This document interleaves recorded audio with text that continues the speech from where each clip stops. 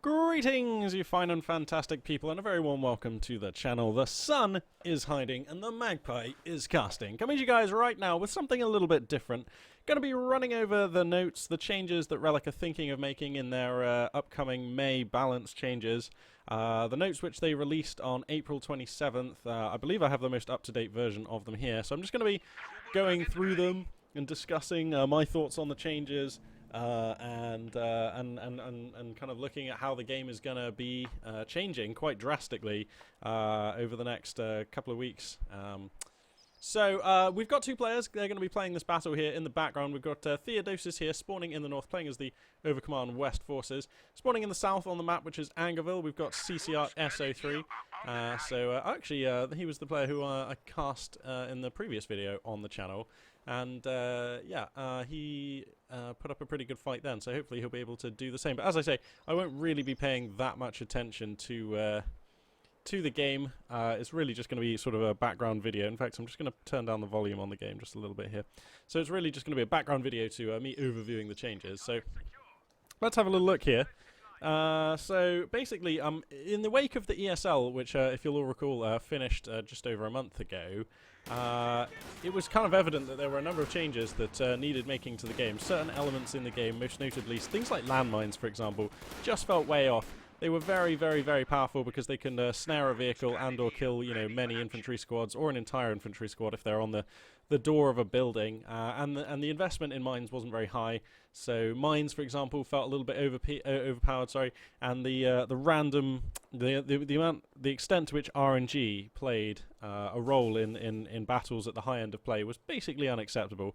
And amazingly enough, and awesomely enough, Relic have taken this on board, and they've come up with a massive, sweeping set of changes, rebalancing many of the factions and rebalancing core elements of the game to make the game more competitive, more fair, and more skill-determined, which should make for much more exciting high-level play and watching. So it's safe to say that I'm really excited about this. You may also have noticed that Relic have announced Dawn of War 3, which is, you know, that's fantastically exciting by itself, and I'm a big fan of the Dawn of War games, but the release date for that game isn't until 2017, which means that Company of Heroes 2 has pretty much got, you know, nearly at least a year to run, or at least until the end of 2016 to run, and I believe Relic are going to be maintaining it as the focus of, you know, their sort of leading RTS, as it were. So there's still going to be a lot of attention from Relic in terms of support, new content, and continued balancing. So it's a pretty exciting time for Company of Heroes 2, to be honest. And this list of changes looks really good. So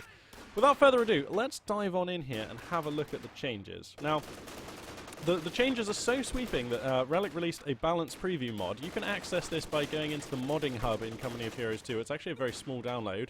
I think it's like a megabyte or two or something. And that will enable you to test these changes. You can play custom games with your mates and feel what Relic's vision for the future of the game is like. So you can do that right now if you like, and I'm sure many of you already are. I myself have been a little late to the party because, of course, I've been away. But now that I'm back, I'm going to be giving that a go. I had it downloaded, and I'm just waiting until I've got some people online to play it with. But anyway, let's have a looky here. So, broad heading here, balance goals. By the way, these patch notes are a whopping 23 pages, so I am not going to be reading them verbatim. I'm just going to be, you know, scrolling through and just picking the most interesting bits to talk about here, as I try to pan the camera to frame something vaguely interesting whilst this is all going on. So balance goals, they want to increase strategic diversity. They want to, so this is basically kind of internal balance. They want to increase the viability of each unit in each faction to make choices between units harder, and also increase the number of viable builds that we see, because it's fair to say that the units that are viable and the compositions we see are fairly stagnant in this game. So it looks like they know this, they want to shake it up, they want to change things around, and that's fantastic. So to this end, pardon me, to this end there's going to be a lot of changes over the next few pages. Their next goal was to match gameplay expectations to outcomes. There were basically a load of things about this game that basically just feel really unintuitive, and you're like, you know, since this game is based loosely in realism, you know, you expect certain things to happen, certain things feel like they're obvious and ought to occur, and if those things don't feel right, then the game doesn't feel right. So it looks like they've they've identified this. This also has to do with RNG events as well. There are certain things when just a really bad RNG event could just completely break the flow of gameplay, and what would be in 90% of the time an absolutely fine play can just get punished in that 1 in 10 scenario or something like that. So looks like they're trying to adjust that. They're also trying to test community-driven feedback. So let's see. So it looks like they're looking at long-term community feedback and issues which the community have had for a long time and actually just giving them a try. So fair enough, Relic. Credit where credit's due. That is just like all the signs of a healthy, intelligent developer who really cares about looking after their game. So it's really exciting to see. That's pretty cool. So moving on to more specific changes now. In general, let's see now. Heavily armored tanks. So basically, yeah. So Relic felt that basically the risks associated with flanking a heavy tank didn't correlate to the payoff, and to that extent they've reduced the rear armor on nearly every heavy tank. The IS-2, the Tiger Race, the Elephant, the Jag Tiger, the King Tiger, and I believe the Comet have all had their rear armor slashed considerably. You know, we're talking like quite a lot. They're basically all down to around 150 armor, 130, 110 in some cases. So flanking those heavy tanks is now going to be a much more viable way of taking them down. Mines! Okay, mines have long been a bugbear in this game. We often saw mines wipe full health squads when planted in front of building entry points or cripple enemy vehicles. Absolutely right. And it's Relic say here, we felt mines were too cost efficient for what they do, and so they're going to reduce the damage of some general purpose mines against infantry, so that they can't one hit full health squads, and they also do not generate destroy engine criticals on telemines. Blah blah blah blah blah. So destroy engine critical hit has been removed from telemines. They deal 35% of the normal damage against infantry. For 70 damage, so they would leave full models on 10 health. So basically, you can maim a squad, but you'll leave full health models at 10 health. So there we go. So squad wipes due to lucky mine hits completely no longer possible, and they deal suppression on squads hit by mines. Very interesting. So some rebalancing there, adding a new element to mines, and that could be interesting to see. Suppression. Developer comments. Apparently Relic say, we felt it was too easy to charge into suppressive fire and then throw a grenade and knock out an HMG team. I completely agree with this. Absolutely. One HMG team, or even two sometimes, you could just run your infantry in from the front and take it out with a Molotov, an incendiary grenade, a pineapple, what have you. So MG teams felt like they, even though they did suppress infantry and were necessary for holding off walls of superior infantry, you still needed to support them with like almost as much stuff as the infantry running at you for the MG to actually have a chance to do its work. So it seems like Relic have identified that. So all grenade abilities have their range reduced by 1/3 when the unit is suppressed. So that should give MGs a lot more shooting time and a little more durability against incoming squads trying to displace them. So that's really cool. Anti-tank guns. So that's Piats, bazookas, and Panzerschrecks. They mean the infantry-held ones, not the squad anti-tank guns. Relic say, to alleviate the effects of some frustrating RNG from AT weapons firing on infantry squads, we've decided to reduce the damage these weapons deal to infantry to prevent snipes on full health models. Damage now deals only 25% against infantry, and that's fantastic. How many times have we all lost a sniper or had a squad wipe due to a lucky bazooka or Shrek hit against an infantry model? It's really frustrating. It doesn't feel like it's it's what Relic was saying earlier about expected outcomes. And you just don't expect your like 3-star SAS sniper to take a Panzerschreck round between the shoulder blades and just kind of die in his prime. It's just like, really? So yeah, it looks like they're addressing that. That's really cool. Snipers. The Relics say that they thought snipers were too durable, so they're going to change their target size, make them basically count as a larger area. So snipers will change from 1 to 1.15. That's going to make them easier to hit and take more damage from splash attacks. Cooldown and aiming time on sniper rifles is going to be the same no matter the range to target, so it prevents you firing quick shots against close targets basically. Deflection stun criticals is going to change, so heavily armoured vehicles no longer can have a chance just to stun enemy vehicles on hits, because that was just an RNG event which, like, when it happened was devastating, but it was so unreliable it just felt totally random. Let's see. Oh, that's right, yeah, so they're also going to change it so that new infantry squads trained actually just spawn from the buildings that they spawn from. So, like, I don't know how that will work for Overcommand West. Presumably your units will be spawning out on the map, which seems like a considerable advantage, but all the other races, the units will actually come from the buildings which you placed. So, you know, the Leichter Mechanized Company will... is it called the... yeah, it is the Leichter Mechanized Company for the Wehrmacht faction. Will actually spawn your Panzer Grenadiers and your pack guns, for example. So, let's move to some faction-specific changes here, and now things start getting quite crazy. Soviets will lead for Mother Russia. So the Soviet changes, the T-34-76, looks like they are making it way more devastating. Its hull machine guns will be much better against infantry. The accuracy and the burst duration on those machine guns will be increased significantly. So the T-34-76 getting quite the buff. The main gun reload time also being reduced considerably. The manpower cost being reduced. So basically that tank is going to pack considerably more of a punch. Thank goodness, because we just never see it, really, do we? So that's fantastic. The Su-85, that mighty Soviet tank hunter. Let's have a look at the changes here. An accuracy increase, a penetration increase, a massive penetration increase, a reload time increase as well from 3.8 seconds to 5.4. Target size is going to be reduced considerably. The rotation rate increased a little, 10%, and cost increased as well, so up to 130 fuel from 120. So it's going to be better, but you'll have to pay a bit more for it, and that to me sounds just fine. Sounds like it's moving a little bit more towards what the Jagdpanzer and the Firefly are, whilst still maintaining its core Soviet goodness. There's also, let's see, at Veterancy 2, it no longer reloads faster. It will get a whopping penetration bonus, so it'll be more reliable against those heavy tanks. So many changes there to the Su-85. Pretty fantastic stuff. That sounds really good. The IS-2, wow, they're changing its scatter to be the same as other units. Amazing. So, you know, we all know that until the IS-2 gets to 2 stars of Veterancy, its main cannon is horrendously unpredictable at best against infantry. Sometimes it just seemingly cannot actually hit infantry squads whatsoever. So they are going to address that. Yay, the IS-2 is going to be an absolute monster. That's so cool. Also, a penetration increase as well on its main cannon, so it will be better able to deal with other heavy tanks. The tripwire flare mine. It can no longer kill, one-hit kill models at full health. So that's pretty cool. You can plant it slightly faster, so that's pretty small changes there.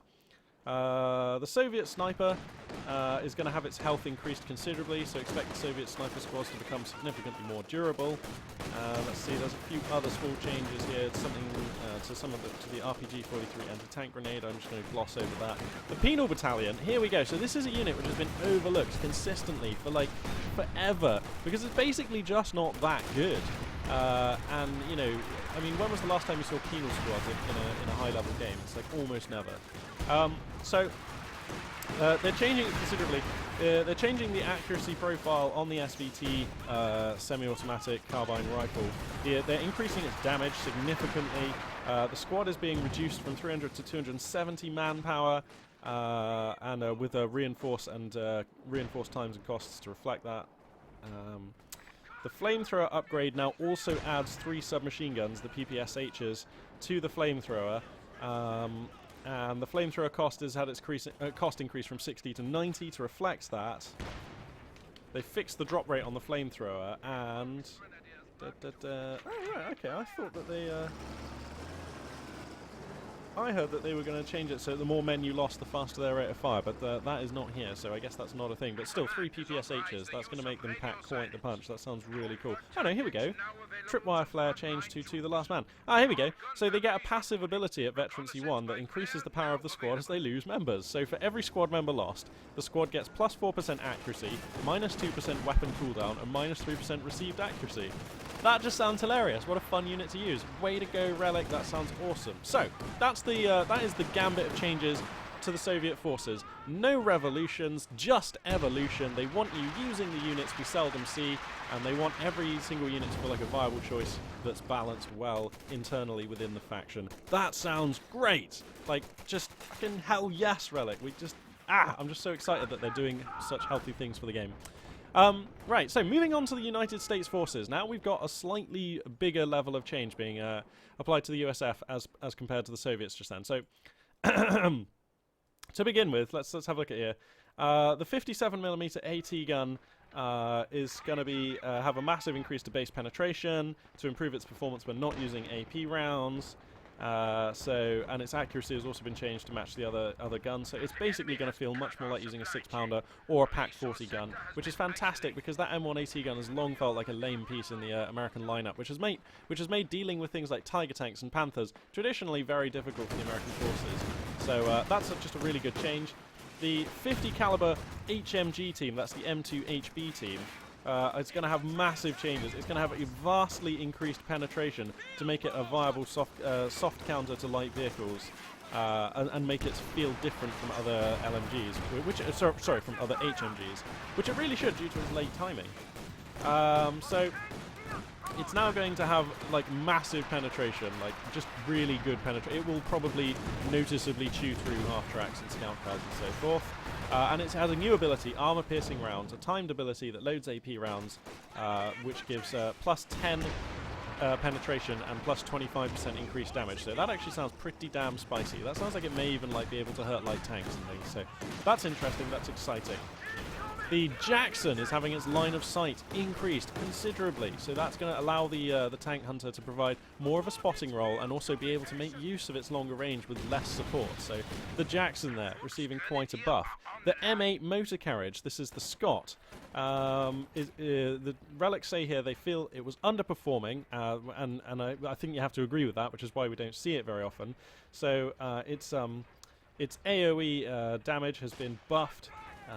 Its build time has been reduced considerably from 80 seconds to 50, and it's also got a pretty beefy health buff as well. So that Scott motor carriage ought to be a lot more durable, be able to arrive a little quicker for the Americans, and also do better work. So that also sounds really, really good.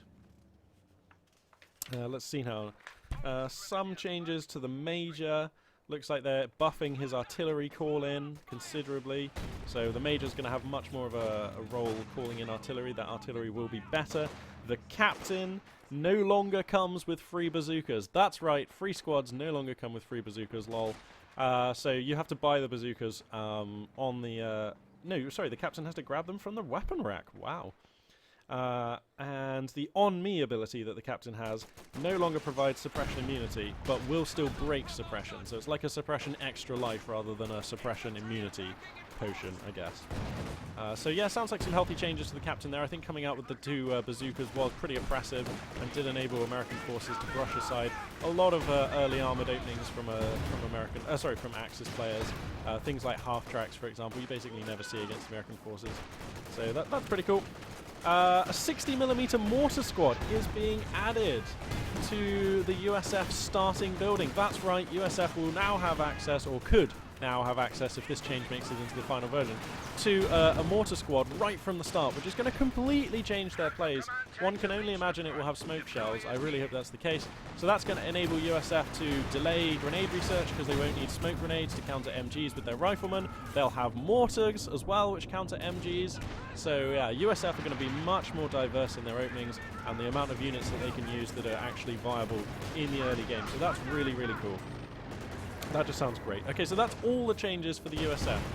The most notable, I think, has to be the inclusion of that new mortar squad. That's really going to change the game, I think. Just giving USF access to that key squad. Everybody should have a relatively inexpensive indirect fire infantry squad early on in the game. Wehrmacht have the mortar, Soviets have their mortar, the Brits have the mortar pits, which I suppose is still a bit of an oddball, but is okay. And the Overcommand have the Light field gun, which is fine. And you know, everyone should just have that kind of thing, an option for that kind of thing. And the American one just felt like locked too far behind too much tech, and was also really expensive. That pack howitzer. So it's really nice to see that they'll be getting a mortar squad. That's going to allow them to diversify their openings massively. Let's move on now and have a look at Wehrmacht. So let's have a look here. Wehrmacht, I have no idea what the changes to Wehrmacht are. I didn't have a look through them before I started this cast. So let's see, we've got the 251 Flame half-track. Has had adjustments to allow for it to be better at kiting. Okay, so the upgrade cost has been reduced to 90 munitions. The aiming time has been reduced. And The cooldown bonus now affects the flamethrowers at Veterans 3. Those will sound like fairly small changes. The support armor core building, this is the one where you get your Panzer IV, Ostwind and stuff from. The relics say they thought it was too expensive, so it's going down from 75 fuel, 260 manpower to 240 fuel and 60 fuel. That's very nice. The Brumbar! That good old Storm Panzer that we never see. Relics say that due to its clunky movement, the Brumbar would often get blocked against world objects. They decided to give the vehicle heavy crush to improve pathfinding and make it more maneuverable. They've also changed the reload times and the AoE profiles to improve consistency and the damage. And they have also adjusted its resource costs, so it is now slightly cheaper. 150 fuel down from 160, 420 manpower down from 470. So it is going to be reloading in 8.25 seconds, and pretty standard. Oh, they're also reduced its veterancy modifiers considerably. That's great because units like the Brumbar traditionally very difficult to veteran up, so that's pretty cool. The Heavy Panzer Corps.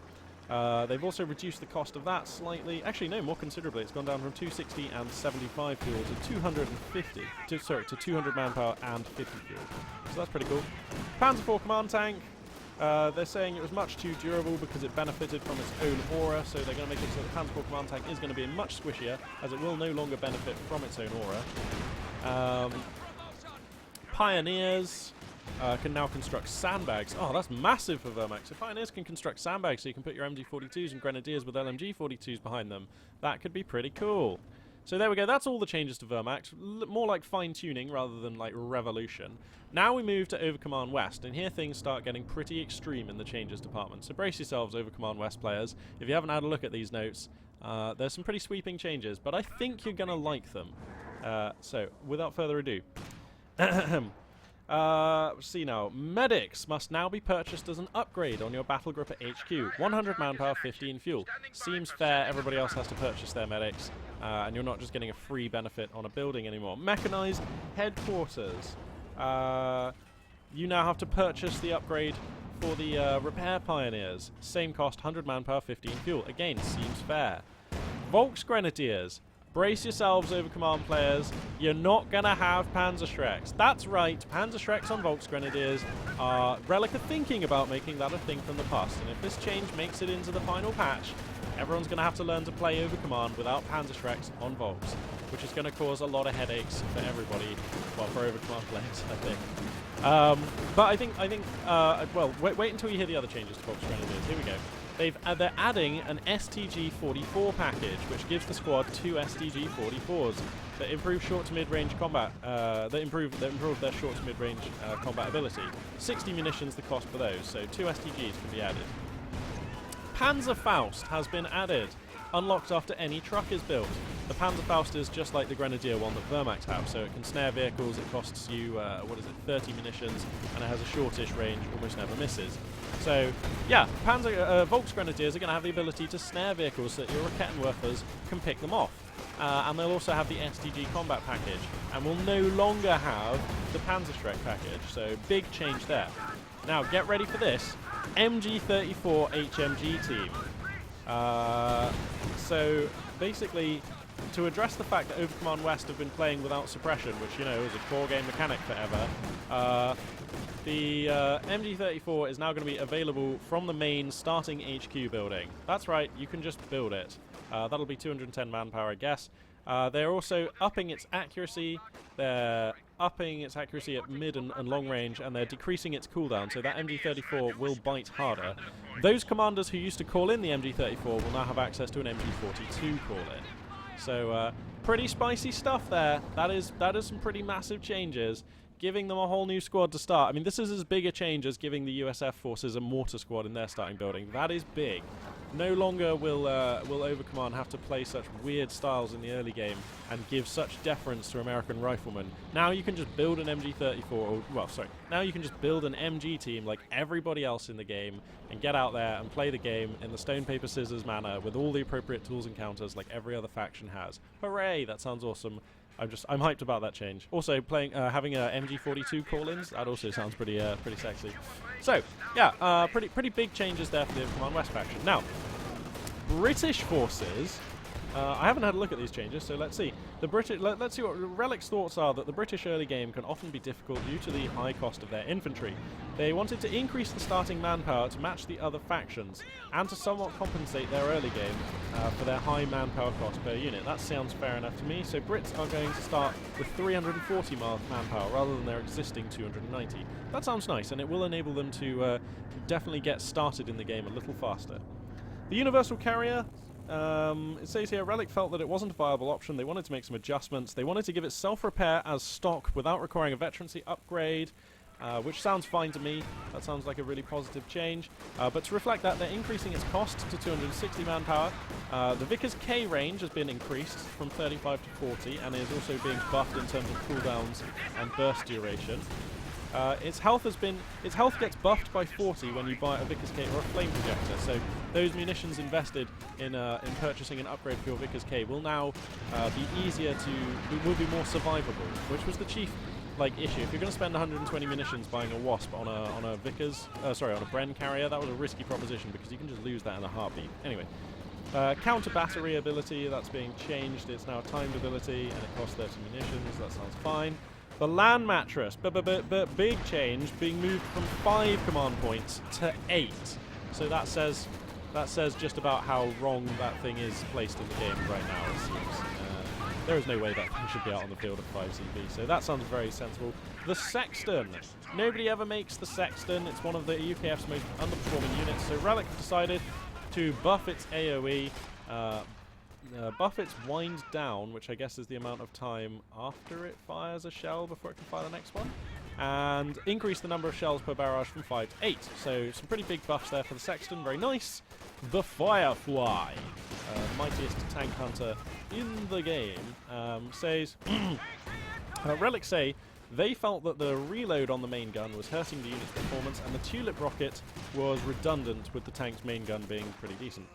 To compensate for this, we've reduced the reload time on the main gun and changed the role of the Tulips as a temporary snare. Ooh, whoa, what a tank hunter that brings its own temporary snare? That sounds pretty dangerous. Whoa, being dangerous, these Volks grenadiers. Anyway, so the reload time on the main gun is going from 10 seconds to 8. The Tulip rockets will deal half the damage that they presently do, and they will cause a blind critical if they score a penetrating hit and stun the tank for 2.5 seconds. They're also changing the cost of the Tulip to 80 and the recharge time to 80 from 120. So yeah, big changes there to the Firefly. It's going to be more consistent with its main gun, but those Tulips are going to be less valuable than they are right now. To be honest, overall though, that sounds like a dramatic buff to the Firefly, a unit which I will honestly just didn't think needed it. Increasing that fire rate on the main gun is... That is a dangerous thing to do. I wonder if that unit's going to overperform a little now, because honestly, I felt that the Firefly was just fine before. But anyway, infantry section. This includes the tank hunter infantry sections. Due to the extremely short range of artillery flares, units often put themselves at high risk when trying to use this ability.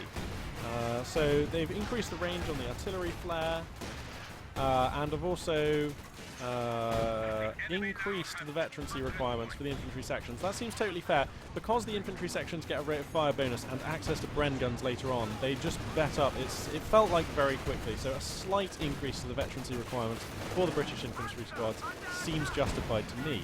Now, tank hunter infantry section. The damage from the high explosive anti-tank grenade was underperforming, so they brought that in line with all of the other factions. So that's fine. The sniper, this is the SAS sniper, is having his artillery flare range increased. So yeah, those were the changes. I'm just having a look through the other pages here.